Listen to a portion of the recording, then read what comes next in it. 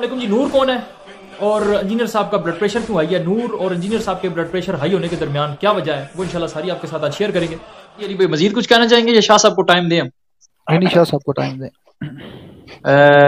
अली भाई हमारे साथ मौजूद थे। शाह साहब बोले आप। जी शाह साहब आप बात करें, मैं म्यूट हूँ। जी जी, असल में मामला इस तरह का है कि जो खुलफाए राशिदीन का हमारे यहाँ जो नज़रिया और अकीदा अहले सुन्नत के यहाँ पाया जाता है, वो चूँकि मिन जानिबिल्लाह तो उसको नहीं मानता कोई भी अहले सुन्नत में से। और ये बात सारी हमारी सही बुखारी और मेन जो किताबें हैं उनमें लिखा हुआ है कि ये खिलाफत का मसला कैसे तय हुआ था। तो ये जनाब रसूलुल्लाह सल्लल्लाहु अलैहि वसल्लम की तरफ से भी नहीं था। तो ज़ाहिर है लोगों का अपना वहाँ पर वो एक सिलसिला था जिसमें से आले बैत अतहार को स्किप किया गया। तो इस एतबार से तो यानी सारे अहले सुन्नत ये मानते हैं कि ये एक हुकूमती तर्ज का और लोगों के चुनाव से ये एक मामला तय हुआ था। तो मैं ये बात कर रहा था कि इस मामले में अहले सुन्नत के अंदर भी राय पाई जाती है कि मौला अली अलैहिस्सलाम रज़ी अल्लाह तआला अन्हु व करमल्लाहु तआला वजहुल करीम वो रूहानी एतबार से जनाब रसूलुल्लाह सल्लल्लाहु अलैहि वसल्लम के खलीफा बिला फसल हैं। इसको अगर आप देखें ना मिनहाजुल कुरान, आपने फिर वो अपने उसको छेड़ दिया माइक को, मुझे लगता है उसको म्यूट ही रहने दें ताकि 2 मिनट बाद जाए। जी। तो मिनहाजुल कुरान आपको पता है एक बड़ा प्लेटफार्म है और डॉक्टर ताहिर अल कादरी साहब का एक बड़ा मनसब है बरेलवी स्कूल ऑफ थॉट में, अहले सुन्नत में बिलखुसूस माशाल्लाह उनका एक मुकाम है और हमारे यहाँ उनको बड़ी अहमियत दी जाती है इल्मी मैदान में। तो उन्होंने एक रिसाला लिखा है सैफुल जली अला मुनकर विलायत अली, इसको तकरीबन कोई 20 साल हो गए, ये मैंने तालिब इल्मी दौर में पढ़ा था। तो उसके मुकदमे में भी उन्होंने लिखा है कि शाह अब्दुल हक मुहद्दिस देलवी का गालबन वाला दिया है कि उन्होंने लिखा है कि ज़ाहिरी एतबार से हुकूमती मामलात में हज़रत अबू बकर सिद्दीक खलीफा बिला फसल हैं और रूहानी एतबार से मौला अली करमुल्लाह ताला वजुल करीम बिला फसल हैं खलीफा। तो अब अगर इन दो चीज़ों का अगर वज़न किया जाए ना, अगर आप हदीस के तनाजुर में इसका वज़न करें तो जो हज़रत बकर सिद्दीक रज़ी अल्लाह ताला अन्हु की अपॉइंटमेंट है वो लोगों की तरफ से है और हज़रत अली करमुल्लाह ताला वजुल करीम को अगर रूहानी एतबार से ही खलीफा बिला फसल माना जाए तो वो सही हदीस से है साबित, जिसको कोई अहले सुन्नत आलिम दीन भी डिनाई नहीं करता। तो अगर ये नज़रिया और ये अकीदा अगर इसको अहले सुन्नत में रखा जाए, इंजीनियर साहब ने बात की है, तो उसके पीछे ये सारी हदीस हैं और ये सारी कहानी है कि इससे तो कोई नहीं भाग सकता। क्योंकि इन अहदीस को अगर आप खलीफा रूहानी खलीफा बिला फसल के ऊपर मुंताज ना करें तो फिर उनको पता है कि वो दूसरा दरवाज़ा खुलेगा जिसमें जिस खिलाफत को ये खिलाफत राशिदा और सारी चीज़ें कही जा रही हैं, तो वो सारा उनका मुकदमा ख़त्म हो जाएगा, लोग तो वो भी सुनने को तैयार नहीं होंगे। सो दैट्स वाई ये दरमियानी रास्ता जो निकाला है ना, ये दरमियानी रास्ता मजबूरी के तहत हामिल सुन्नत में निकाला गया है। तो अगर इसको भी अगर कोई सुन्नी अगर ये बात करता है तो ये 100% दुरुस्त बात है और हदीस से साबित एक मौक़िफ़ और नज़रिया है।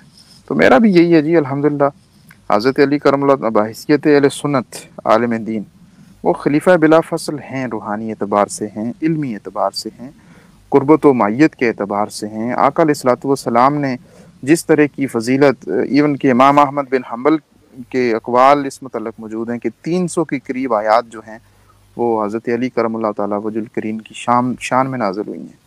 तो इस तरह का तो मुकाम व मर्तबा किसी का नहीं है जो हज़रत अली के लिए अफजलियत के बाब में चीज़ें जो है ना वो वारिद हुई हैं।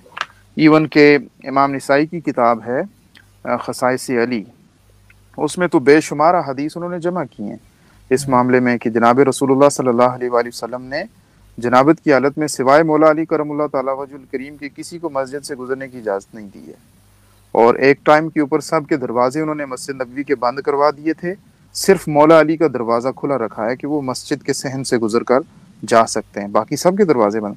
इस तरह की और बेशुमार हदीस हैं जिनसे ये साबित होता है कि मौला अली करमुल्लाह ताला वजुल करीम का मुकाम और मर्तबा जो रिसालत माब की बारगाह में था वो किसी और का नहीं था। तो इस एतबार से रूहानी खलीफा उनको कहना ये बिल्कुल दुरुस्त और जायज़ बात है, हदीस से साबित है। चलें रूहानी सही मगर खलीफा तो है ना। अच्छा अगर आप लोग मुझे इजाज़त दें शाह साहब की इजाज़त से, मेरी आवाज़ आ रही है? जी जी आ रही है। इंजीनियर साहब की एक वीडियो है اس میں انجینئر صاحب نے ایک بڑی کمال کی بات کہی ہوئی ہے، اگر آپ کہتے ہیں تو میں آپ کے ساتھ شیئر کر دیتا ہوں ان کے آفیشیل چینل سے۔ نہیں آپ جو بتا دیں انشاءاللہ اس کو ہم دیکھ لیں گے، موسٹلی ویڈیوز ان کی سنی ہوئی ہیں۔ وہ نا اپنے اہل سنت ائمہ کے بارے میں بات کرتے ہوئے یہ بات کہتے ہیں کہ ان کے پیچھے اللہ اور اللہ کا رسول نہیں کھڑا ہوا، مطلب یہ خود ساختہ امام ہے، ٹھیک ہے۔ اور پھر آگے امام حسین علیہ السلام کے بارے میں انجینئر صاحب خود یہ بات کرتے ہیں اور کہتے ہیں کہ امام حسین علیہ السلام کے پیچھے رسول اللہ کا رسول کھڑے ہیں، جناب رسول خدا کھڑے ہیں، تو جس کے پیچھے رسول خدا کھڑے ہوں بھائی اسی کو منصوص من اللہ کہتے ہیں۔ بلکہ ان کی ایک ویڈیو ہے اس میں وہ کہتے ہیں کہ یہ میں نے سنا ان کا بیان، ہاں جی، ایک حدیث میں نا وہ حدیث کی قسمیں بیان کرتے ہیں اور حدیث تقریری کی بات آتی ہے کہ جو بات نبی علیہ السلام کے سامنے کو بندہ کرے یا فیل کرے اور اس سے منع نہ کرے تو وہ بھی حدیث کا ضمن میں آتا ہے، ٹھیک ہے۔ تو اسی ضمن میں بات کرتے ہوئے وہ کربلا کے بارے میں ڈسکس کرتے ہوئے کہتے ہیں کہ کیونکہ امام حسین علیہ السلام رسول اللہ کے وارث تھے تو اس لیے ان پہ واجب تھا کہ وہ خاموش نہ رہتے، کیونکہ اگر وہ خاموش رہتے تو یہ ان کی طرف سے حدیث تقریری والا معاملہ ہو جانا تھا، مطلب جناب کریم کربلا امام حسین علیہ السلام کی یہ اتھارٹی ہے، تو بھائی اسی وراثت کو اسی شے کو رسول اللہ کی روحانی خلافت کہا جاتا ہے، اور کیا ہوتی ہے۔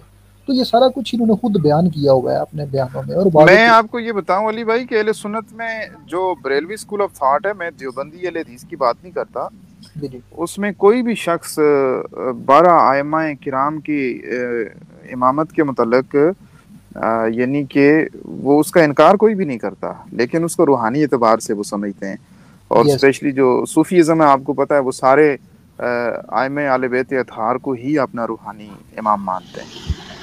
بلکہ بات نوٹ کروں گا، ایک چھوٹا سا چٹکلا ہے، وہ ایک سنی عالم ہے، آپ جانتے ہیں ان کو، سید عبد القادر جیلانی، جی انگلینڈ والے، وہ ایک دفعہ نا 12 خلفاء کے بارے میں بات کر رہے تھے، 12 ائمہ کے بارے میں، تو اثنا عشری اماموں کے بارے میں، تو کسی نے کہا کہ ان سے کسی نے سوال کیا کہ فلاں فلاں بندہ کہتا ہے کہ وہ شیعوں کے امام ہیں، تو انہوں نے جو آگے بات کی تھی وہ بڑی کمال کی تھی، انہوں نے اس کو جواب دیا، کہتے ہیں تیری جہالت میں تجھے ہی قربان کروں۔ بہترین ہو گیا شاہ صاحب، ہو سکتا ہے میں دوبارہ آپ کی طرف نہ آ سکوں، تو آپ لاسٹ میں تمام امت مسلمہ کو اتحاد کا بھی پیغام دیں اور اتحاد اور علمی اختلاف میں فرق کر دیں کہ کیا حدیثوں کے بارے میں ڈسکشن کرنا یہ فرقہ واریت ہوتی ہے، تو فرقہ واریت سے ہم نے کیسے بچنا ہے، اور فرقہ واریت سے بچتے ہوئے ہمیں علمی اختلاف کیسے کرنا ہے اور تحقیق کیسے کرنی ہے۔ ایک چھوٹا سا میسیج دیں، ایک یا 2 منٹ کا، پھر شاید میں آپ کی طرف نہ آ سکوں۔ بس قبلہ میری طرف سے گزارش اتنی ہے کہ ہمارے ہاں مسلم چیزیں 2 ہیں، قرآن اور حدیث رسول صلی اللہ علیہ وآلہ وسلم، تو اگر ہم انہی کو بنیاد بنا کر چلیں تو یہ ہمارے بیچ یہ بنیادی چیز ہے، تو جس کی بنیاد پر ہم اکٹھے بھی ہو سکتے ہیں اور ہم آگے سفر بھی کر سکتے ہیں۔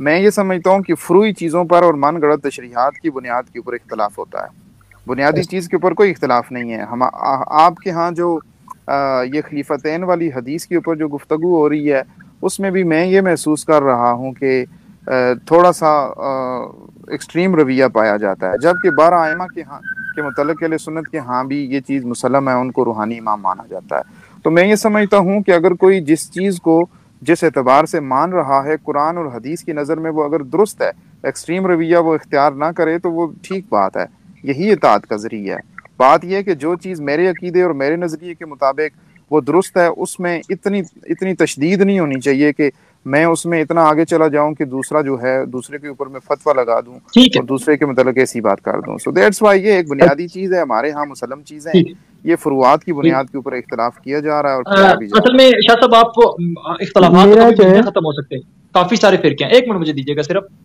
فرقے تو کافی سارے ہیں، اختلافات کبھی ختم ہو ہی نہیں سکتے۔ اب آپ کے ہاں تو یہ بنیادی فروعی مسئلہ ہے نا، خلافت اتنا میٹر نہیں کرتا، تشیع کے ہاں تو یہ بنیادی عقائد میں شامل ہے، لیکن یہ ساری چیزیں رہیں گی، ہمیشہ رہیں گی۔ اختلاف ہونے کے باوجود بھی کیا اتحاد ہو سکتا ہے؟ میں صرف یہ پوچھ رہا ہوں آپ سے، محبت ہو سکتی ہے؟ بیٹھ ہے جو چیزیں مسالک کے ہاں یعنی کہ وہ مسلم ہیں اور دونوں کے ہاں وہ قرآن اور حدیث سے جن میں کوئی اختلاف نہیں ہے، اسلام کی بنیادی اراکین میں اختلاف نہیں ہے، آپ کے ہاں باغ فدق ہے، آپ کے ہاں خلافت امامت کا مسئلہ ہے، افضلیت کا مسئلہ ہے، ائمہ کی افضلیت علی الانبیاء کا مسئلہ، یہ چند چیزیں ہیں جو ہماری اہل سنت کی کتب میں بھی ہیں۔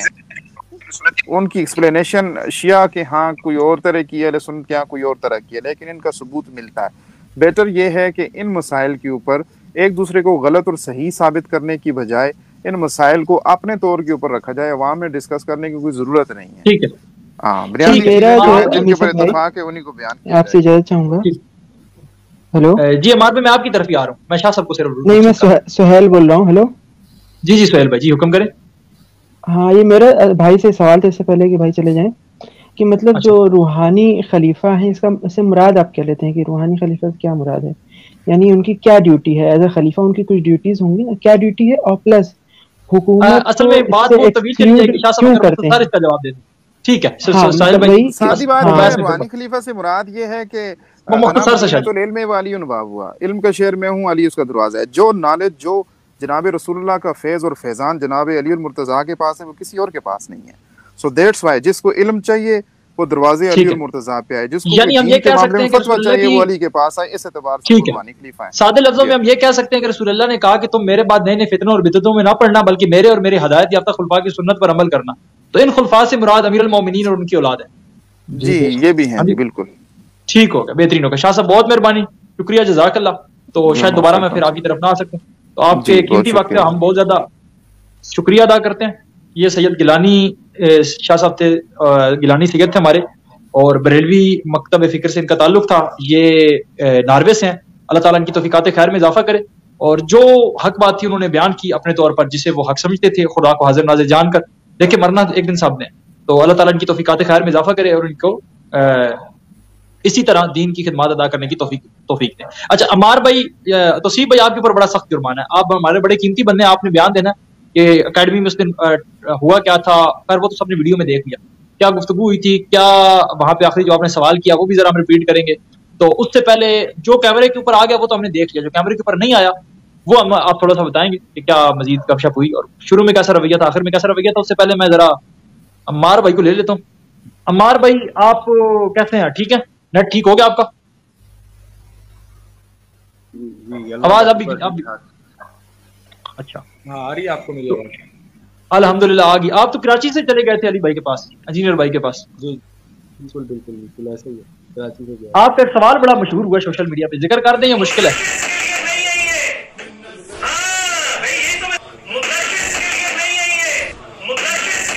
अस्सलाम वालेकुम जी, नूर